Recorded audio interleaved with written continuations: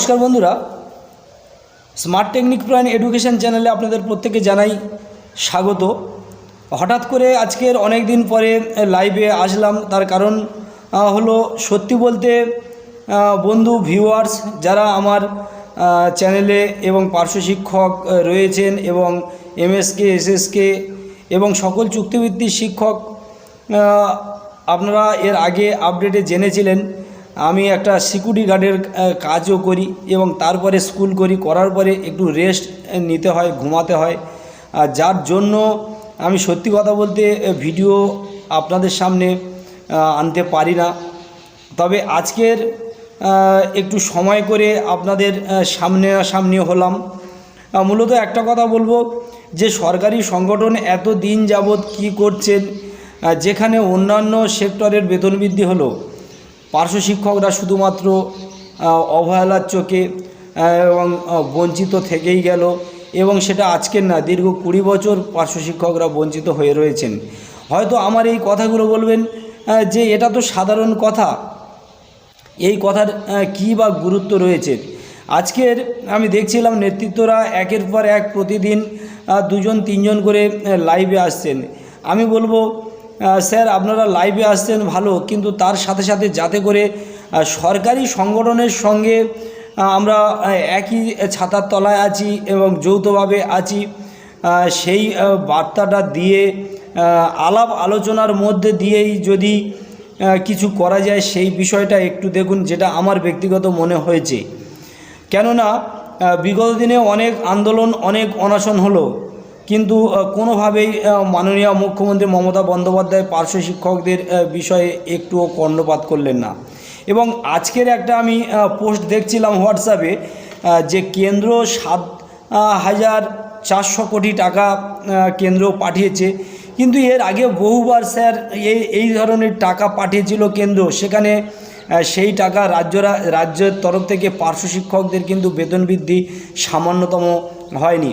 অতএব এই পোস্ট নিয়ে কিছু না ভেবে যাতে করে পার্শ্ব শিক্ষকদের বেতন বৃদ্ধি হয় এবং সরকারি সংগঠনের সঙ্গে আবারও একবার ঐক্যবদ্ধভাবে যদি মাননীয় মুখ্যমন্ত্রীর সঙ্গে আলাপ আলোচনা করে বেতন বৃদ্ধি করা হয়, সেই বিষয়ে আপনারা একটু দেখলে আমার মনে হয়, ব্যক্তিগতভাবে বলছি, ভালো হয়। তবে অবশ্যই করে সমস্ত পার্শ্ব শিক্ষকদের কাছে আমার এই ভিডিওর মধ্যে বার্তা থাকলো, আপনারা অবশ্যই করে কমেন্টে জানাবেন যে আপনাদের মতামত কী। আর অনেক ইউটিউব চ্যানেল তো বহুবার বেতন বৃদ্ধি করলো, কিন্তু বাস্তবে পার্শ্ব শিক্ষকদের বেতন বৃদ্ধি হলো না।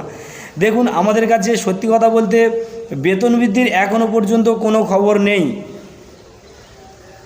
যদিও বেতন বৃদ্ধি করেন, সম্পূর্ণ সেটা মাননীয়ার ওপরে নির্ভর করছে, এবং যেটা ধারণা মনে করা হচ্ছে ঠিক 26শে বিধানসভার আগে ছাড়া কোনোভাবে কিছু হবে না।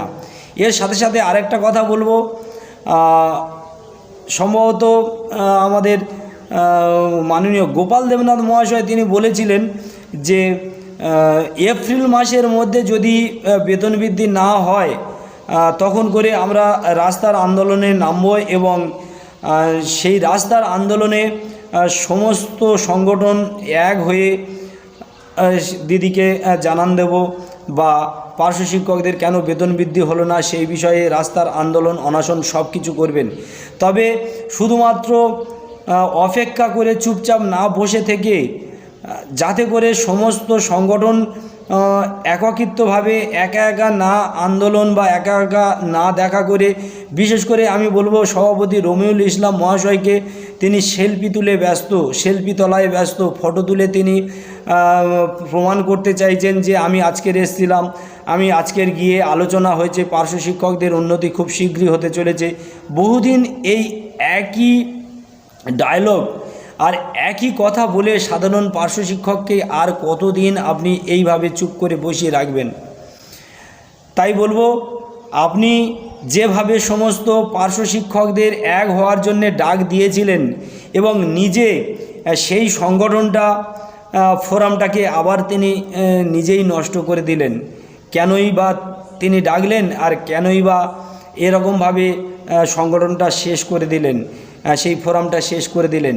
আমি বলবো রমিউল ইসলাম মহাশয়কে বাকি সংগঠনগুলো একবার ডাকুন, সেখানে গোপালবাবুও থাকুন, সমস্ত সংগঠনের নেতৃত্বরা থাকুন, যাতে করে একটা কথা আমি বুঝতে পেরেছি যে তৃণমূলের সমস্ত পোস্ট ল্যাম্প পোস্ট একটাই মাত্র অরিজিনালি পোস্ট, সেটা হলো মুখ্যমন্ত্রী। তাই মাননীয় মুখ্যমন্ত্রী যদি চান তবে পার্শ্ব শিক্ষকদের বেতন বৃদ্ধি হবে, পার্শ্ব শিক্ষকদের উন্নয়ন হবে, নচেত পার্শ্ব শিক্ষকদের কিছু হবে না। তাই যে ঠাকুর যে ফুলে সন্তুষ্ট হয় সেই ফুলে পুজো দেয়া আমি মনে করি বাঞ্ছনীয়। তাই আবারও একবার প্রত্যেক সংগঠনের নেতৃত্বকে এক হওয়ার কথা বলবো, এক হওয়ার বার্তা দেব।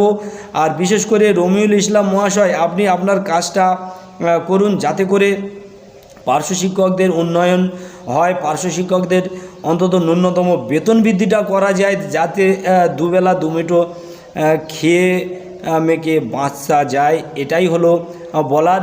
তো অবশ্যই করে আমি ভিডিও আনার চেষ্টা করব, অবশ্যই করে প্রথম থেকে শেষ পর্যন্ত দেখুন এবং আপনাদের মতামত কোনোভাবে দিতে ভুল করবেন না। নমস্কার, প্রত্যেকে ভালো থাকুন, সুস্থ থাকুন। ভালো থাকার পরিস্থিতি নেই, তবুও প্রত্যেককে ভালো থাকতে হবে।